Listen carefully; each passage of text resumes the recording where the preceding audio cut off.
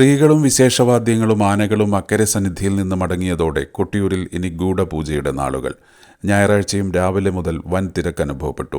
കൊട്ടിയൂരിൽ കലം പൂജകൾക്കാവശ്യമായ കലങ്ങൾ നല്ലൂരാൻ സ്ഥാനികന്റെ നേതൃത്വത്തിലുള്ള 12-അംഗ സംഘം മുഴക്കുന്നിൽ നിന്ന് ശനിയാഴ്ച വൈകിട്ടോടെ ഗണപതിപുരത്തെത്തിച്ചു. രാത്രി കലങ്ങളുമായി സംഘം അക്കരെ സന്നിധാനത്ത് പ്രവേശിച്ചു. കരിമ്പനക്കൽ ചാത്തൂത്ത് കയ്യാലയിലെ പ്രത്യേക അറയിൽ കലങ്ങൾ സമർപ്പിച്ചു. മണിത്തറയിൽ ദർശനം നടത്തി പ്രസാദം സ്വീകരിച്ച് സദ്യയും കഴിച്ച് സംഘങ്ങൾ മടങ്ങി. പൂജകൾക്കാവശ്യമായ കലങ്ങൾ എടുത്തു നൽകാനായി നല്ലൂരാൻ സ്ഥാനികം മാത്രം ക്ഷേത്രത്തിൽ തങ്ങി. രാത്രി ഗൂഢപൂജകൾ ആരംഭിച്ചു.